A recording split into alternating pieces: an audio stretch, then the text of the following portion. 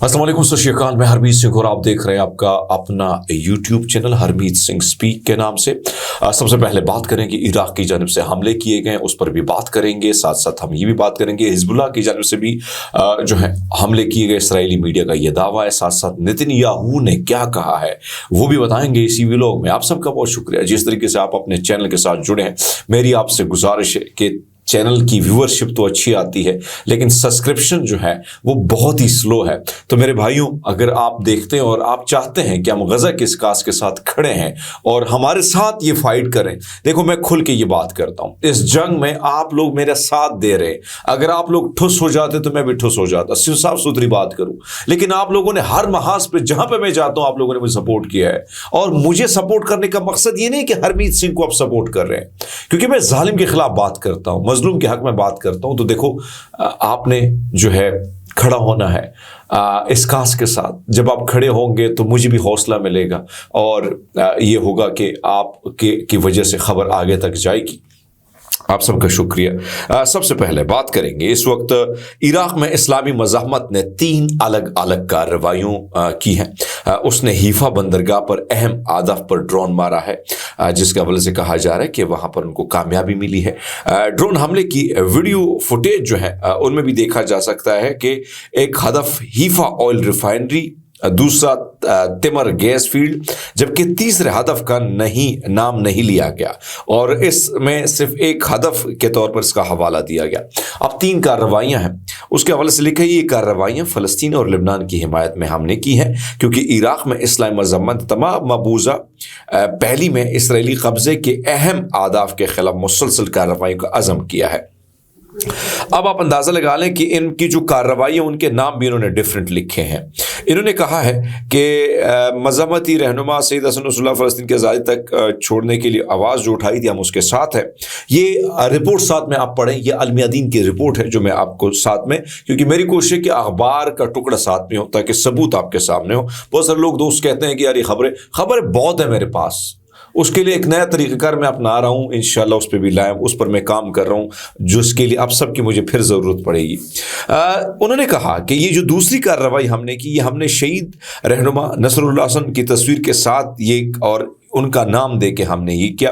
Iraq की popular mobilisation force के शहीद रहनुमा शहीद अबू मेहदी अल मुहंदिस जो है उसकी तस्वीर भी जो है ईरान के साबिक IRG सरबराह शहीद कासिम सुलेमानी उनके भाइयों के साथ एक तस्वीर थी और कुरानी आयात थे। इन तीनों ड्रोन्स पर कुरानी आयात के साथ इन 3 शुहदा की तस्वीरें भी आया थी, उन तीनों को यही नाम दिया गया था।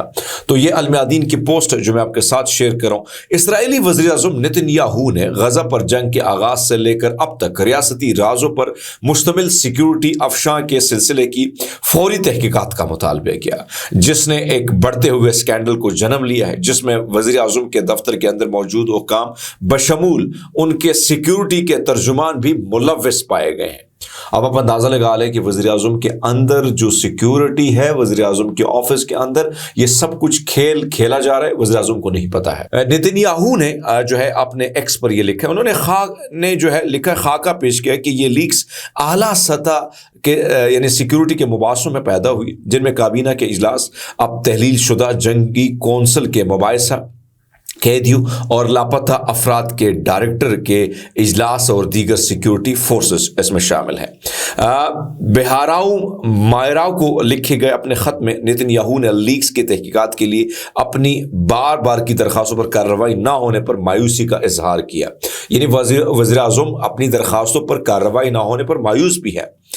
ये नोट करते हुए कि शिन बेट के सरबराह रोन बार ने हाल ही में उन्हें तहकीकात के लिए बाज़ाब्ता तौर पर दरख्वास्त जमा कराने का मशवरा दिया था। नेतन्याहू ने बराउ मायरा पर जोर दिया कि फौरी तौर पर लीक्स की तहकीकात का हमने खास तौर पर संगीन लीक्स जिनका मैंने मुंसलिक तफसील आपको दी है, जो यदूद एहरोनोत ने जो अखबार की खबर दी थी उस पर भी हवाला जो है नेतन्याहू ने दिया है, जो मैंने आपको खबर दी थी। इसके साथ साथ उन्होंने लिखा है, यानी कौन के पब्लिक ब्रॉडकास्टर के मुताबिक तहकीकात से वाकिफ एक अंदरूनी शख्स ने इंकिशाफ के दस्तावेजात ने फौजियों की जिंदगी को खतरे में डालकर इसराइली असीरान की बाज़ाबी कार्रवाई में समझौता किया।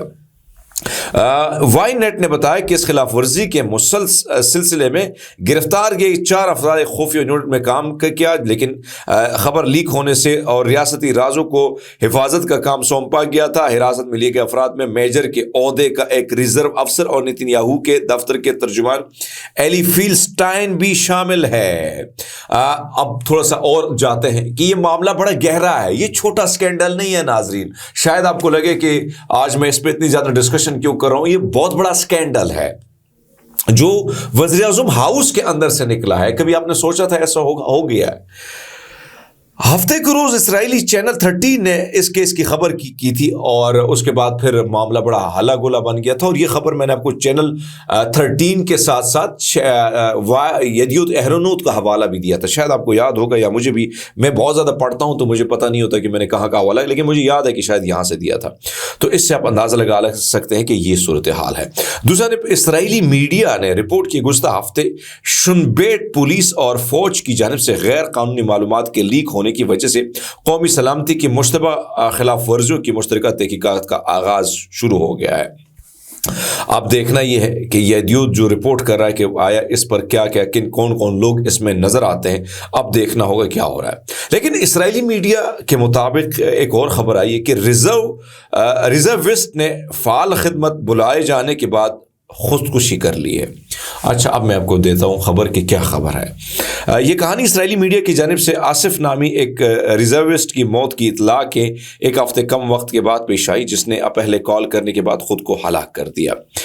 پچھلے مہینے ایک IOF ممبر کی ماں جس نے اپنی جان لے لی، CNN کو بتایا کہ اس نے غزہ میں جو کچھ دیکھا اور اسے پریشان کیا۔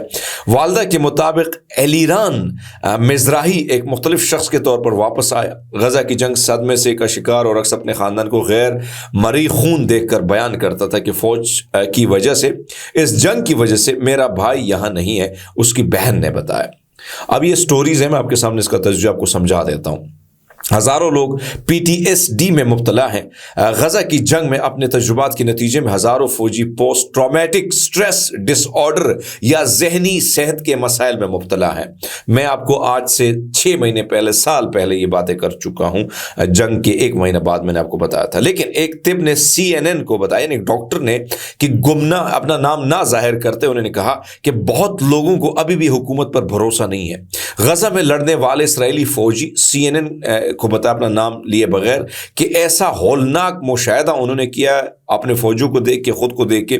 پھر وہ کہتے ہیں کہ اعداد و شمار سے پتہ چلتا ہے کہ IOF یعنی اسرائیلی فورسز کے 1/3 سے زیادہ ممبر جنہیں لڑائی سے ہٹایا دیا گیا، ان کے ذہنی توازن بہت زیادہ بری طرح بگڑ چکے ہیں۔ اسرائیلی وزارت برائے سلامتی کی بحالی کے محکمے نے نوٹ کیا کہ ہر ماہ 1000 سے زائد فوجیوں کو علاج کے لیے لڑائی سے ہٹا دیا جاتا ہے، جن میں 35% اپنی ذہنی حالت کے بارے میں شکایت کرتے ہیں۔ 27% کو ذہنی رد عمل یا بعد ازاں صدمے کا تناؤ ہے۔ اسرائیلی اخبار نے یعنی ہارٹس نے رپورٹ کیا کہ فوجی اعداد و شمار کے بعد 7 اکتوبر سے 11 مئی کے درمیان 10 فوجیوں نے اپنی جانیں لی۔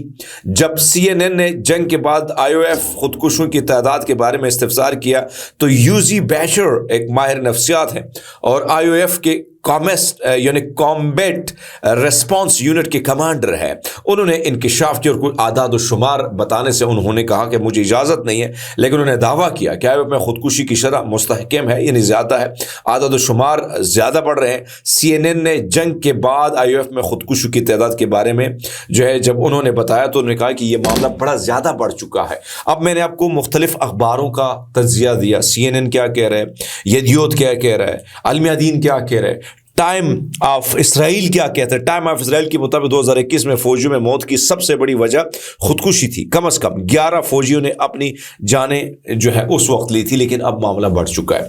اب یہ آپ سوچیں گے کہ اس خبر میں کیا ہے؟ خبر میں یہ ہے کہ ریزرو کو جب کال کی جاتی ہے کہ بھائی صاحب آپ تیاری پکڑ لیں، فوجیوں کی تعداد کم ہو رہی ہے، تو بھائی صاحب وہ ٹک کر کے اپنے آپ کو مار لیتے ہیں۔ پھر جو اس والدہ کا ذکر میں نے کہ یہ والدہ کا ذکر میں نے آپ کو کیا تھا کہ ایک بہت بڑے آفیسر نے اپنے آپ کو گولی مار دی تھی، ایک خط لکھ کے کہ اس کو ڈراؤنے خواب آتے تھے، خون خرابہ نظر آتا تھا۔ تو یہ صورتحال ہے جو میں آپ کے سامنے آج سے نہیں بلکہ آج سے آپ میرے ویلاگ دیکھ لیں، ریکارڈ کے طور پر ساری چیزیں پڑھی ہیں۔ जो आप देख सकते हैं। इस तरह आपको बताते चले कि इस वक्त आलम-ए-दीन ने कहा है कि उनकी जानिब से कुछ कार्रवाइयाँ, ये यदूद एहरोनोत की खबर है, हिजबुल्लाह ने एकड़, हीफा और अतराफ के इलाकों पर रॉकेट बमबारी की है। सायरन सुबह सवेरे जो है वो शुरू हो गए थे और लाखों अफराद पनाहगाहों में उनको भेज दिया गया। IDF का कहना है कि जनूबी लेबनान की लड़ाई में एक फ़ौजी शदीद उनको चोटें आई हैं, लेकिन मज़ीद इतलात उन्होंने नहीं दी कि किसी की डेथ हुई है या किसी को जो है वो जख्मी हुआ, ये बात उन्होंने नहीं की है। हिजबुल्लाह ने आज यानी मंगल के रोज साहिली शहरों हीफा और उनके आसपास इलाकों पर रॉकेट बरसाए हैं, जिसमें सुबह सवेरे लाखों लोग जो हैं मुख्तलिफ पनाहगाहों की तरह दौड़ते हुए देखे गए। ये हमला निस्बतन रात की तारीकी में भी एक हुआ, जिसमें आखिरी बेराज बलाई गलीली के इलाके बशमूल शहर सफद को भी निशाना बनाया। IDF ने कहा कि उसने एक ड्रोन को रोका जो रात भर शाम की सरहद से इसराइली इलाके में दाखिल हुआ और फौज के मुताबिक प्रोजेक्टाइल को जो है मारा गया और इमरजेंसी सर्विस का कहना है कि हमले में जख्मी होने वाले या उनकी फौरी इतलात नहीं मिली। ये इसराइली अखबार है, यदूद एहरोनोत को मैं कोट कर रहा हूं बाकायदा उसके ट्रांसलेशन करके। फौज ने कहा कि जनूबी लेबनान में लड़ाई एक फौजी जो है बुरी तरह जख्मी हुआ, क्योंकि IDF इलाके से हिजबुल्लाह के दहशतगर्दों को उखाड़ फेंकने, उसकी बुनियादी ढांचे को तबाह करने, उसे गलील पर हमला करने से रोकने के लिए अपनी कार्रवाइयाँ जारी रखें। अब जाहिर बात है उनके लिए वो दहशतगर्द हैं, हिजबुल्लाह के लिए इसराइली दहशतगर्द हैं, तो उनकी अखबार है उसका तर्जुमा करके मैं एज इट इज़ आपको दिया। उम्मीद है आपको ये व्लॉग पसंद आया होगा। अपना बहुत सारा ख्याल रखिए, बहुत शुक्रिया।